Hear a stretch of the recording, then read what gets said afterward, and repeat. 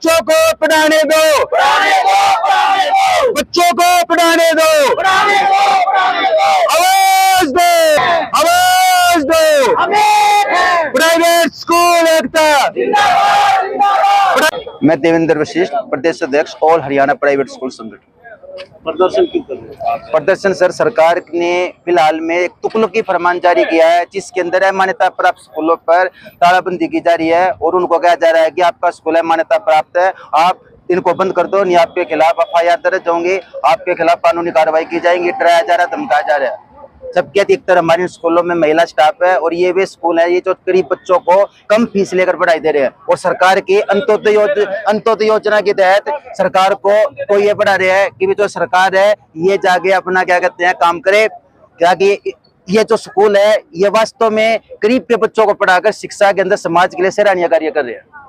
सरकार की गलती कहाँ है यहाँ पे? सरकार कह रही है कि बिना मान्यता प्राप्त स्कूल है, उन्होंने कई बार मौका दिया। सरकार मान्यता देना सरकार का काम है। फिलहाल में हमारे पड़ोसी राज्य दिल्ली, पंजाब, इनके अंदर सर छोटे छोटे स्कूलों को मान्यता दे रखी है, सरकार ने सिक्योरिटी दे रखी है। सरकार ने सिक्योरिटी बिल भी पास करके टीचर दे दो, उनको एक सिक्योरिटी बिल पास कर दिया था कि 58 साल नौकरी हमारे को भी दे दो जी।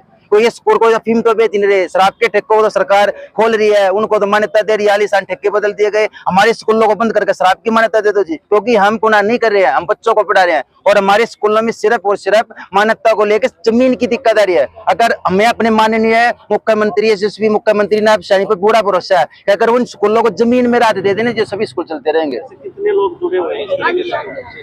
ये सर अगर पूरे प्रदेश की बात की जाए तो कम से कम भी 20,000 स्कूल हैं जी, जो कि शिक्षा का कर रहे हैं। लेकिन इसके अंदर सरकार ने कुछ ही स्कूलों को चुना गया और जिनके ऊपर भी अधिकारियों की गुमराह की वजह इन स्कूलों को जबरदस्ती बंद किया जा रहा है। जबकि मैं आपके चैनल के माध्यम से एक अपील करता हूं कि इन स्कूलों को बंद करना समस्या का समाधान नहीं है, सरकार एक मध्यस्थता का रास्ता निकाले जिससे बच्चों की पढ़ाई भी चलती रहे और सरकार के ऊपर भी किसी प्रकार की आँच न आए, क्योंकि इन स्कूलों को पेरेंट्सों ने मान्यता दे रखी है, पेरेंट्स इन स्कूलों से संतुष्ट है, वो अपने बच्चों को भेजते हैं और ये आगे जो टीचर है कड़ी मेहनत करते हैं और बच्चों का अच्छा रिजल्ट देते हैं। और यही वजह है कि पिछले कई वर्षों से ये स्कूल चले आ रहे हैं, क्योंकि इनको समाज का इनको भरपूर योगदान मिल रहा है। इन स्कूलों में जो प्रदेश भर में कितने बच्चे पढ़ाई करते हैं? अगर इनके बच्चों की बात ली जाए तो सर एक स्कूल के अंदर मान लीजिए 200 बच्चे भी है तो इनकी संख्या कम से कम भी 10 लाख हो गई। तो 10 लाख से ज्यादा बच्चे इन स्कूलों में शिक्षा ग्रहण कर रहे हैं। और अगर रोजगार की बात की जाए तो लाखों की संख्या में इन स्कूलों के अंदर शिक्षक है, इसके अतिरिक्त फोर्थ क्लास भी है, ड्राइवर भी है। एक स्कूल ने 20 आदमी में रोजगार दे रखा है। अगर सरकार इन स्कूलों को बंद करेगी तो बेरोजगारों की फौज तैयार हो जाएगी और एक स्कूल को बंद करने का मतलब है एक जेल को तैयार करना। सर मेरा नाम पूनम है। हाँ जी, प्रदर्शन कर रहे हो आप? हाँ जी, प्रदर्शन कर रहे हैं। हम सरकार से अपील कर रहे हैं कि हम अपने स्कूलों को चलाए रखना चाहते हैं ताकि हमारे देश में बेरोजगारी ना फैले।